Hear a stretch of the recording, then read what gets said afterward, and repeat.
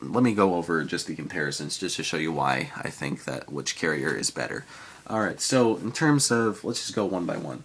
AT&T. I'm on AT&T, sadly, unfortunately, still. And the coverage is, in one word, terrible. It's just awful. You just lose coverage. I live in a metropolitan area, a major metropolitan area here in Minnesota. It's cold up here, but you should be able to still get good cell phone reception in the middle of the suburbs of a major metropolitan area, Minneapolis, St. Paul. But we don't. I honestly, down here right now, I have no coverage. And not to say my phone is not terrible. It is a terrible phone. It is about 2 years old. But in terms of coverage, I'm getting 3 bars right now, and that's fairly good at the moment. So I drop calls in this room, and I've dropped calls throughout walking through the house, and I've dropped calls just driving around the city. Drop calls is just a part of life with AT&T, and my parents both own iPhones, iPhone 4 and iPhone 3G.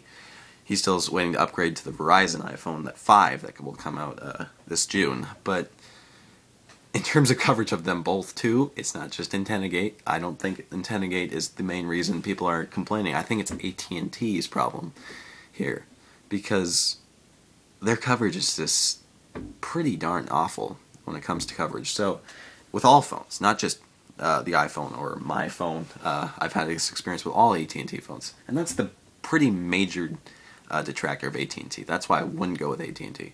Just starting to say that right now. Just stay away from AT&T until they improve their coverage. Then you might want to step back.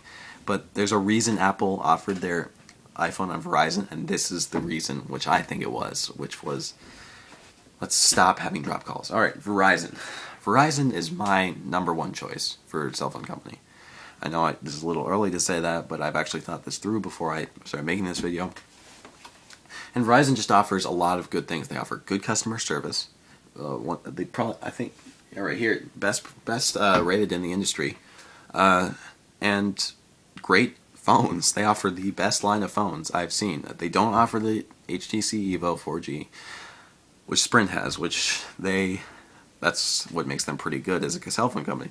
But Verizon has a combination of all the elements, and a good combination of them. Customer service, they have great coverage. 3G coverage is unmatched right now. Their 4G coverage is going to be huge in 2 years. They have a major plan to implement that and make it just the largest 4G coverage in the United States. So in the long term, definitely go with Verizon for 4G, because they're just going to expand that 4G network as time goes on.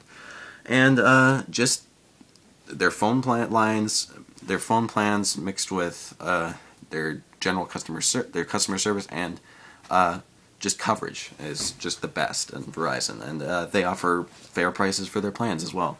Alright, moving on to Sprint. Alright, Sprint offers the HTC Evo 4G, very fast phone. I haven't been mentioning dual-core phones just because they haven't come out yet, but for right now, the HTC Evo is one of the fastest phones on the market, and that's what makes it a great phone, and it is a great phone.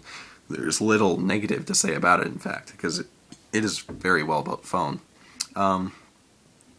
But the thing with Sprint is, well, it was the first to come out with 4G, so it's nice. It's got the biggest 4G network as we speak right now, which is nice for people who want 4G right away, and they live in an area which might not have it on Verizon. But for the long term, I just think it's maybe a little less strong to go with Sprint just because of the great options that are coming out on the other networks. Sprint does not have the iPhone, which is major. The iPhone is just the reason people were on AT&T. The only reason people were on AT&T before was the iPhone, and now people are following them over to Verizon, which is nice. And Verizon's compared directly to Sprint, Verizon is just a better company in general. It's better coverage.